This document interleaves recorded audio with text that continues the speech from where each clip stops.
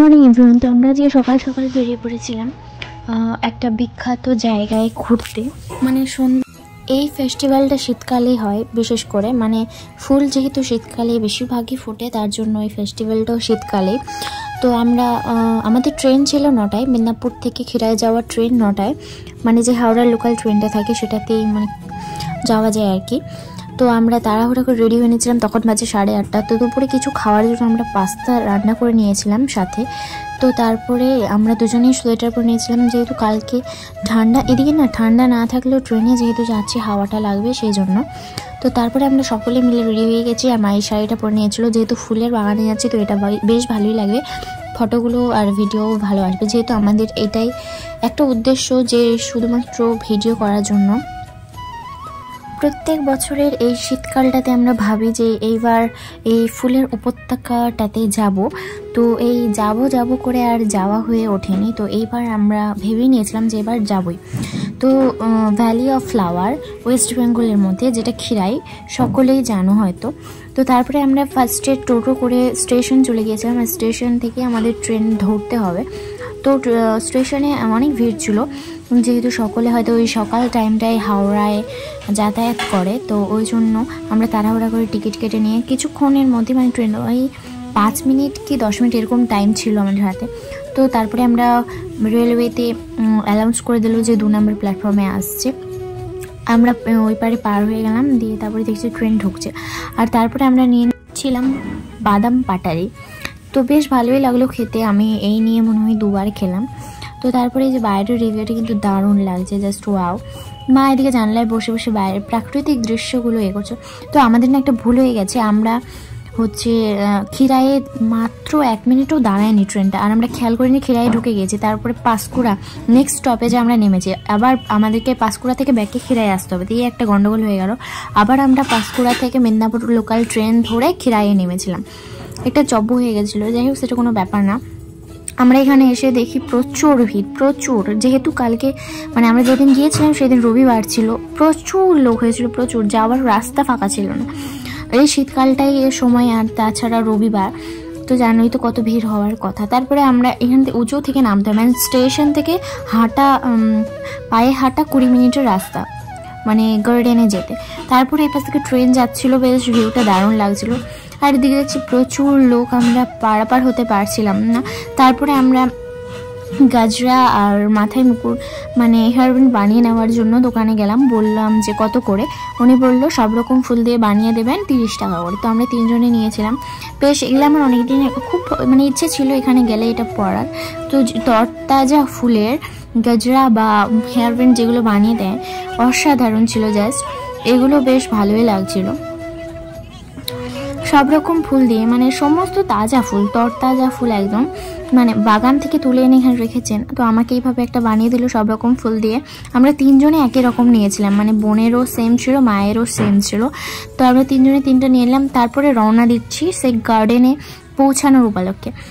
মানে শুধু যে গার্ডেন বললে হয়তো ভুল হবে, বাগান এত ছোট হয় না, এটা বিশাল এরিয়া জুড়ে রয়েছে, মানে না দেখলে ভিউটা না দেখলে বোঝাই যাবে না। তো তারপরে এই যে ভিডিও করতে যে আমাদের কী পরিমাণ কষ্ট হয়, এখানটায় স্ট্যান্ডে করে ভিডিও ক্লিপ স্টার্ট করে দিয়ে আমার ঘুরে আমাদের ব্যাকে আসতে হয়। তো তারপরে আমরা চলে যাচ্ছিলাম, রাস্তায় দেখছিলাম ফাঁকা, এখানে দেখতে পাচ্ছ ফাঁকা, কারণ আমরা যেখানে স্টেশন থেকে নামলাম ওখান থেকে সবাই গাড়ি করে যাচ্ছিলো। আমরা ভাবলাম যেহেতু 20 মিনিটের রাস্তা আমরা পায়ে হেঁটেই যাই।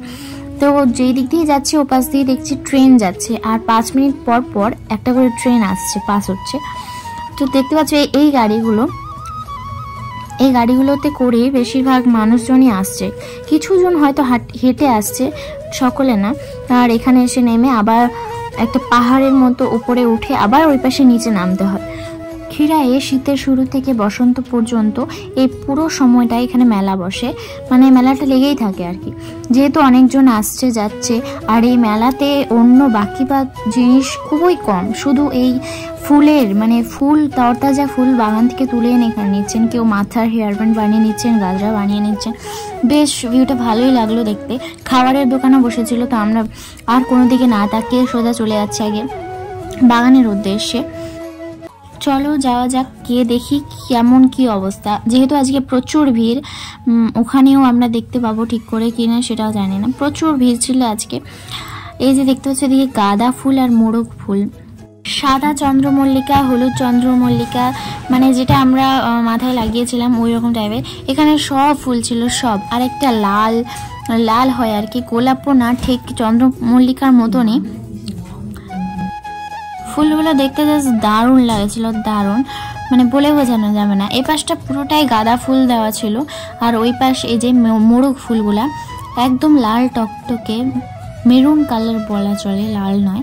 তো বেসিক্যালি যাই হোক, এদিকে চন্দ্রমল্লিকা ফুলগুলো দেখতে পেলে লাল সাদা, তারপরে একটা হলুদ ছিল, বেশ দারুণ লাগছিল।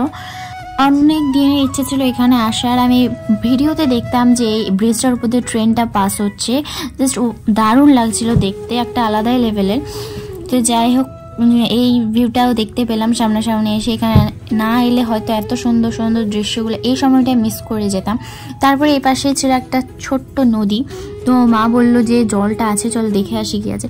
আমরা মানে জলটায় দেখতে পেলাম পুঁটি মাছগুলো এপাশ ওপাশ ভেসে বেড়াচ্ছে, একদম চোখে দেখা যাচ্ছে।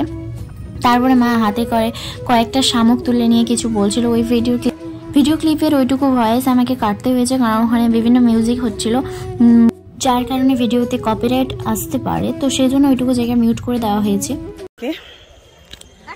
তারপরে ওইখানে যা রোদ, মানে এত রোদ আমি তোমাদেরকে বলে বোঝাতে পারবো না, এখানে এত রোদ। তো বন্ধুরা এখানে একটু বসলাম, তো মানে এত রোদ যে আগে তো আমরা ভুল করে মানে ট্রেনটা নামতে পারিনি কিরায়ে, তো পাঁশকুড়ায় চলে গেছিলাম। একটু বসবো ভাবি, সেই তখন থেকে দাঁড়িয়ে আছি, কিন্তু বসারও একটু জায়গা পাচ্ছি না। এখনো আমরা খাইনি, তো বাড়ি থেকে পাস্তা রান্না করে নিয়ে এসেছি, তো একটু বসবো কোথাও উপরে গিয়ে, তারপরে খাবো, খেয়ে দিয়ে তারপরে বাড়ির দিকে রওনা হবো বন্ধুরা। তো চলো, ওখানে বেশিক্ষণ না দাঁড়িয়ে থেকে আমরা উপরে চলে এলাম, যেহেতু অনেক কিছু দেখা আমাদের এখনো বাকি রয়েছে। তারপরে উঠে আমাদের প্রচুর খিদে পেয়ে গেছিলো, তখন 1:30 2টো বেজে গেছে প্রায়। তারপরে এখানে দেখছি ফুল বাগানের মাঝে একটা হোটেল, তো বেশ ব্যাপারটা ভালো লাগলো, আমরাও গিয়ে ঢুকে গেলাম।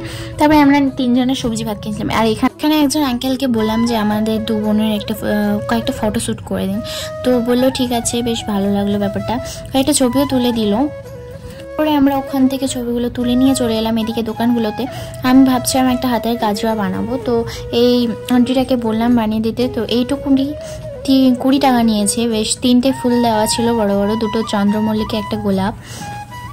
তারপরে আমরা ট্রেনে উঠে গেছিলাম, ট্রেনে প্রচুর ভিড় ছিল, আর এখানে বাচ্চারা বারবার আমাদের এই ফুলগুলো মানে হাত দিচ্ছিল। তো মায়ের মাথার যে মুকুটটা ছিল ওটা আমি পরে বাচ্চাটাকে পরিয়ে দিলাম, বেশ খুশি হলো। তারপরে বাইরের ভিউটা দেখতে পাচ্ছ কি সুন্দর, এটা বিকেলবেলা এই ভিউগুলো আমরা মিস করে যাই বাইরে না বের হলে। এখন বাজে 5টা, আর এইমাত্র হচ্ছে ঘরে ঢুকলাম, এইমাত্র এলাম। তো যা কিছু সবকিছু এলোমেলো ছিল ওইভাবেই আছে।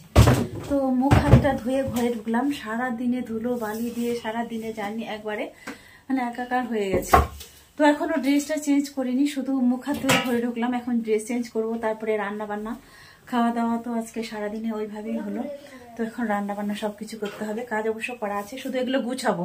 তাড়াহুড়ো করে গেছিলাম, সবকিছু বের করে রেখে দিয়ে গেছি। তো চলো বন্ধুরা, এখনকার মতো